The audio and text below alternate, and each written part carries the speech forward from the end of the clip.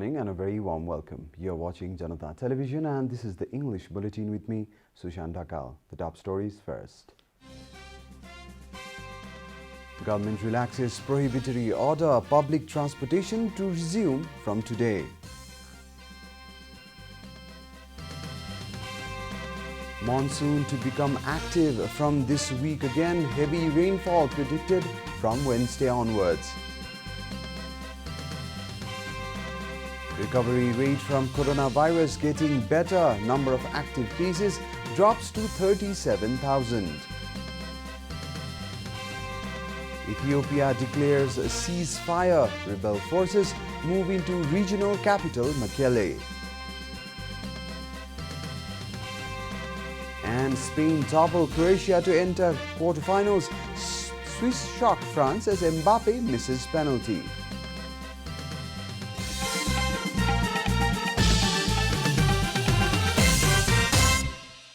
And now the news in detail. Government authorities have decided to extend the prohibitory order by one more week in Kathmandu Valley with some relaxations. A meeting of the chief district officers of Kathmandu, Lalitpur and Bhaktapur yesterday decided to ease the restrictions from today. As per the decision, the public vehicles with more than 25 seat capacity will be allowed to operate in the Kathmandu Valley from today in accordance with the odd-even rule. Issuing a press statement, the District Administration Office, Kathmandu, stated that public transport entrepreneurs are required to ensure the enforcement of public health protocols and physical distancing rule while operating the service. The operating hours of public vehicles have been fixed from 6 a.m. to 7 p.m. Similarly, the celebrations of a wedding function or other family gatherings are allowed within the private residences with the presence of up to 15 people. However, health protocol measures should be compulsorily followed.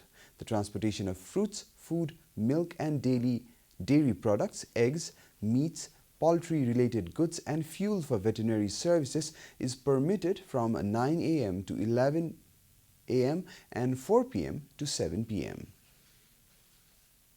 Heavy rainfall is predicted in the eastern and central parts of the country from coming Wednesday. According to senior meteorologist Meen Kumar Aurial, the monsoon that entered Nepal on July 11th was not so active until yesterday. However, the monsoon will start becoming highly active from coming Wednesday onwards. Monsoon clouds are predicted to cause heavy rainfall in Province 1, Province 2 and most of the parts of Bagmati and Gandaki provinces, shared Aurial.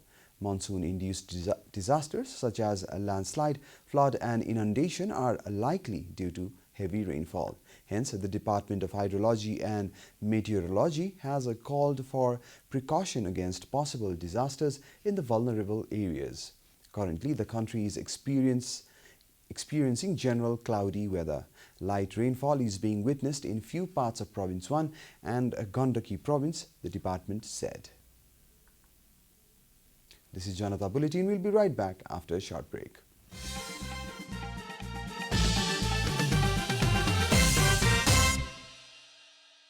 Welcome back after the break. We continue with other national news. The rate of recovery from coronavirus is getting better in Nepal than the rate of infection. A report. The government yesterday confirmed 1,509 new cases of coronavirus across the country. The total cases of coronavirus in the country have climbed to 635,188, while the number of active cases has dropped to 37,950 from the overnight tally of 40,336. According to the Ministry of Health and Population, altogether 588,187 infected persons have tested negative for the disease in the country following the recovery of 3,853 patients yesterday. Coronavirus claimed 42 more lives across the country, taking the death toll to 9,051. Nepal is currently among top 40 countries that have been most affected by the pandemic. The USA tops the list with over 34.49 million confirmed cases, followed by India with more than 30.3 million cases. Coronavirus has infected more than 182 million people across the world and claimed over 3.94 million lives. And now the news from the economic front.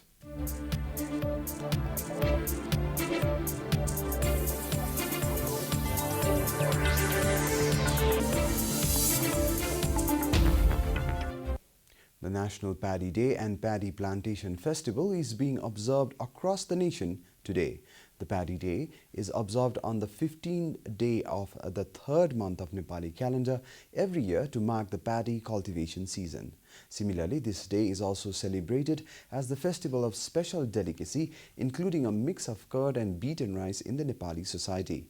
Nepal started celebrating this day as the National Paddy Day from 2005 as per a minister-level decision held on December 14, 2004. Paddy saplings are transplanted today with the people in the field singing folk songs and throwing muddy water at each other. Time for a short break here at Janata Bulletin. Stay tuned for international news.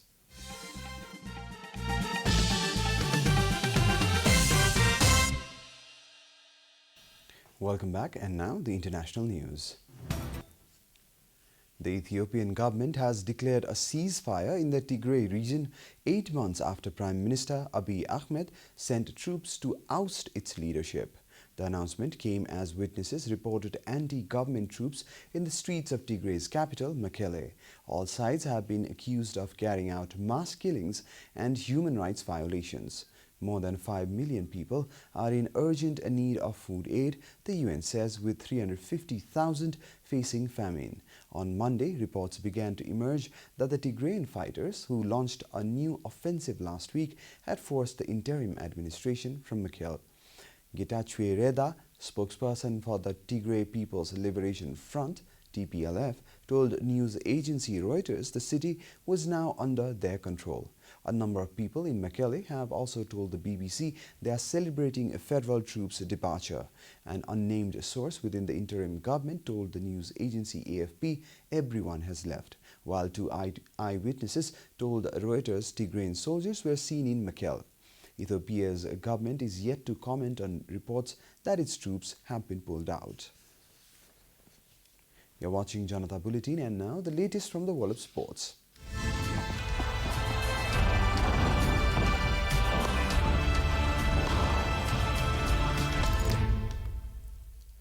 On an absolutely sensational day of action at the 2020 UEFA European Championships on Monday, both Spain and Switzerland are through to the quarterfinals.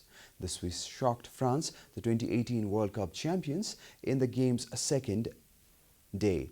Switzerland overcame a 2-goal deficit late in the second half and then beat France 5-4 in penalties as French superstar Kylian Mbappe was the only player to miss from the spot.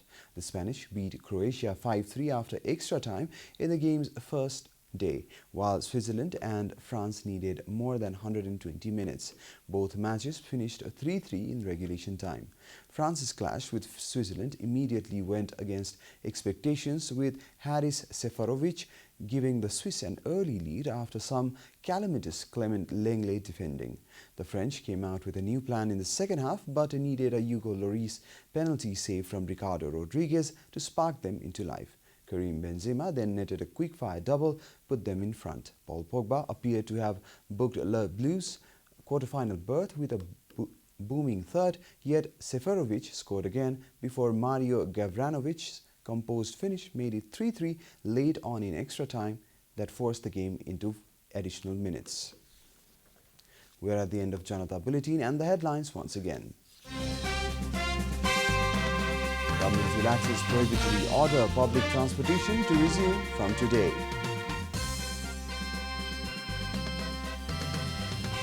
Monsoon to become active from this week. Heavy rainfall predicted from Wednesday onwards. Recovery rate from coronavirus getting better. Number of active cases drops to 37,000. Ethiopia declares a ceasefire. Rebel forces move into regional capital, Mekelle. And Spain toppled Croatia to enter quarterfinals. Swiss shock France as Mbappe misses penalty.